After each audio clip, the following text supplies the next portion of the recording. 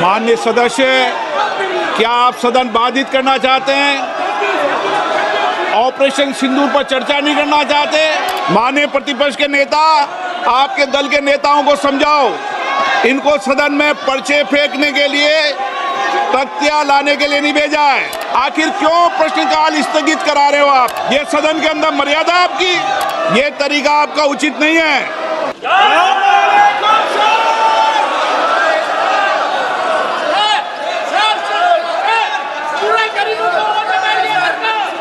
प्रश्नकाल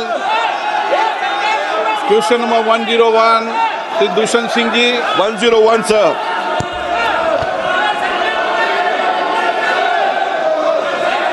Sir, I would like to ask the Honorable Minister, while Swachhta Green Leaf Rating initiative is welcome steps towards encouraging hygiene and sustainability in tourism sector, may I ask the Honorable Minister whether the government is intends to establish a comprehensive tourism sustainability index similar to the Niti Aayog SDG index to track parameters such as employment generation, carbon footprint, reduction of sanitation and adherence across states. Furthermore, will the minister consider offering fiscal and regulatory incentives for wider adoption of the SGLR standard in the sector? Lastly, I would to ask the minister, is there any dashboard which the government is intends to put out which will help travelers to make their decision to stay at places?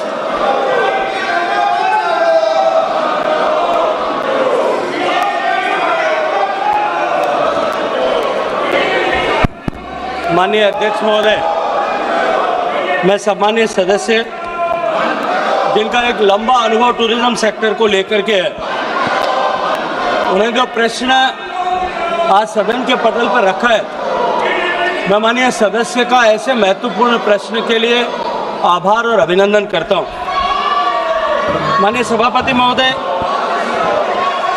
माननीय प्रधानमंत्री जी ने mission life की अवधारणा, lifestyle for environment की अवधारणा हम सबको दी है कि हम प्रकृति और पर्यावरण के घटकों की सुरक्षा करते हुए, उनकी चिंता करते हुए अपना जीवन जिए।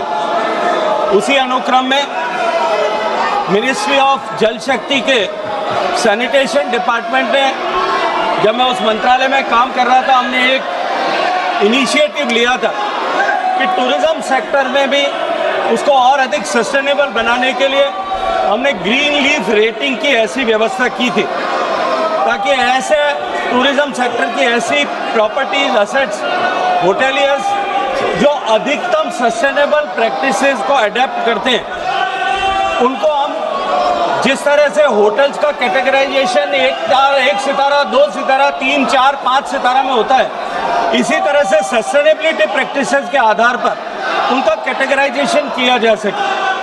और उसका परिणाम ये हुआ कि उसके चलते हुए बहुत सारी सस्टेनेबिलिटी प्रैक्टिसेस को अब होटल्स ने अडेप्ट करना शुरू किया है।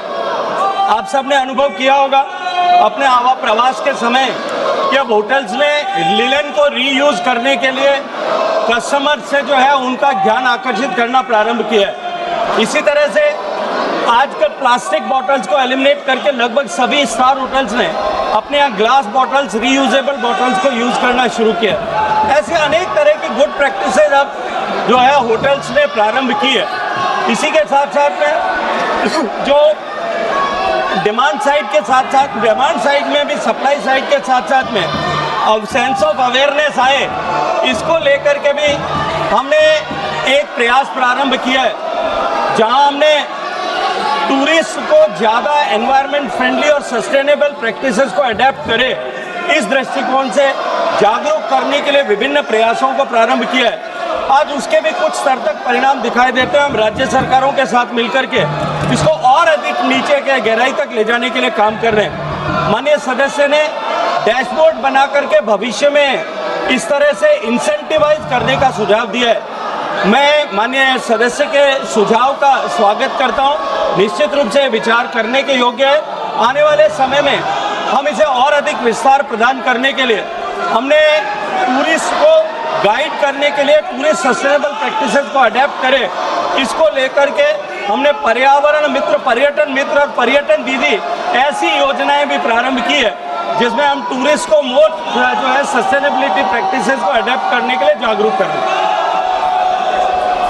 Sir, I would like to ask a second question.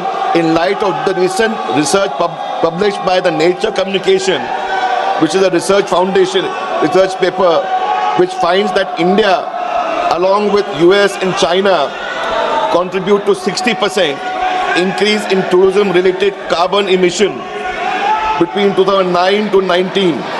May I ask, globally, may I ask the Honourable Minister, measures taken by the government to reduce environment impact on tourism sector, particularly through low carbon transport, energy efficient infrastructure and ecotourism promotion.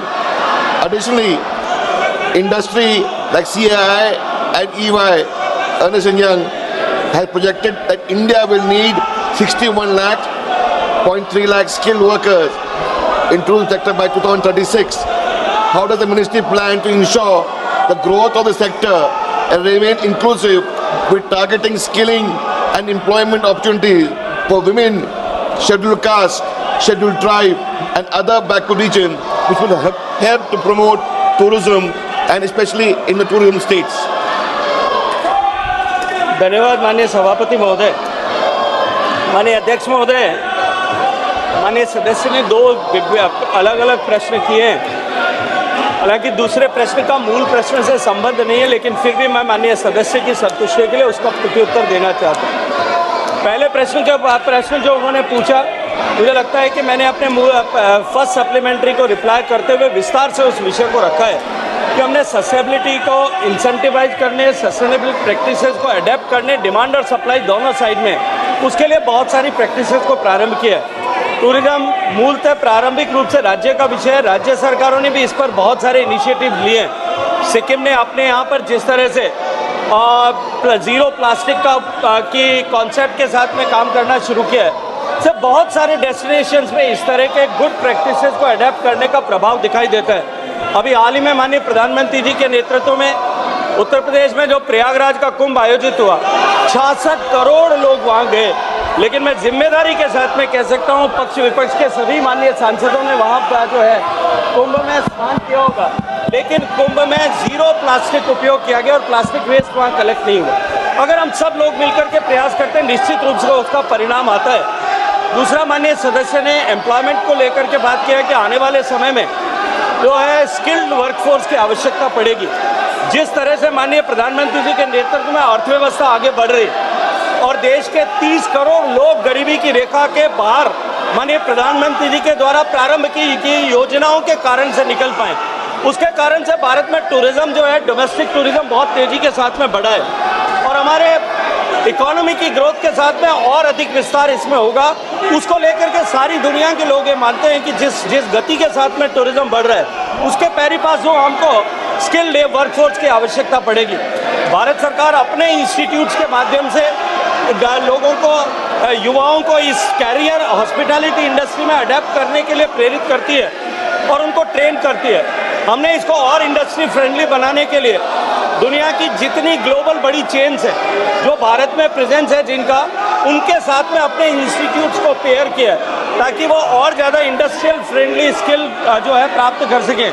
इसके अलावा बहुत सारे राज्य के विश्वविद्यालय और private विश्वविद्यालय भी इसमें ट्रेनिंग दे रहे हैं। लेकिन मैं ये मानता हूँ कि कोई भी स्किल की ट्रेनिंग जो है वो डिमांड के सापेक्ष, ऑर्गेनिकली उसके डिमांड के सापेक्ष में ट्रेनिंग फैसिलिटीज़ बढ़ती है। जैसे जैसे ट्रेनिंग फैसिलिटीज़ की आवश्यकता बढ़ेगी, मुझे लगता है सरकार के क्षेत्र में राज्य सरकारों के द्वारा और यूनिवर्सिटीज एकेडमिया के द्वारा इसको एड्रेस करने के स्वाभाविक रूप से प्रयास होंगे। लेकिन निश्चित रूप से मैं ये मानता हूँ कि जिस गति के साथ में भारत में टूरिज्म बढ़ रहा है, आने वाले समय में भारत में टूरिज्म जो है वो एग्रीकल्चर के बाद में सबसे ज़्यादा एम्प्लॉयमेंट का कंट्रीब्यूटर होगा। और जो है जिस गति के साथ में हम बढ़ रहे हैं, आने वाले समय में जब भारत की अर्थव्यवस्था माननीय प्रधानमंत्री जी के नेतृत्व में 2047 तक जो अपेक्षित है वहां पहुंचने तक tourism sector global rate of contribution of tourism जो है उसके अनुरूप 10% का कंट्रीब्यूटर बनेगी और निश्चित रूप से बड़े संख्या में लोगों को रोजगार उसके माध्यम से मिलेगा। माननीय सदस्य, क्या आप सदन बाधित करना चाहते हैं? ऑपरेशन सिंदूर पर चर्चा नहीं करना चाहते? नहीं करना चाहते चर्चा? मिस्टर गोगोई और आप सब राजनीतिक दल के लोग आए थे, आपने कहा ऑपरेशन सिंदूर पर चर्चा होनी चाहिए, फिर आप सदन बाधित कर रहे हैं। आखिर सदन आप क्यों नहीं चलने दे रहे? प्रश्नकाल माननीय सदस्यों का सबसे महत्वपूर्ण समय होता है।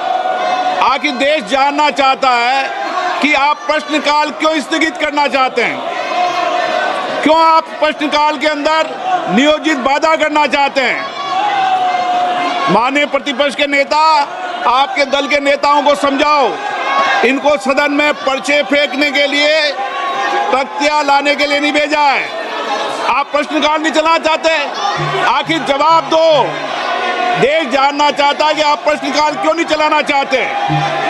10 महत्वपूर्ण मंत्रालयों पे आज चर्चा होने वाली है। शिक्षा, पर्यावरण, वित्त, श्रम, ऐसे महत्वपूर्ण विभागों पर चर्चा होना चाहती है। सदस्यों का समय होता है, आप प्रश्नकाल नहीं करना चाहते। आखिर क्यों प्रश्नकाल स्थगित करा रहे हो आप? क्यों सदन के अंदर नारेबाजी, तख्तियां, पर्चा फेंक रहे हो? ये सदन के अंदर मर्यादा आपकी? देश देखना चाहता है कि आप नियोजित तरीके से सदन को बाधित करते हैं, संसद की मर्यादाओं को गिराते हैं, गरिमा को गिराते हैं। आप चर्चा नहीं करना चाहते, आप मुद्दों पर विषय नहीं रखना चाहते, प्रश्नकाल पर माननीय सदस्यों को बोलने नहीं देते आप। ये तरीका आपका उचित नहीं है।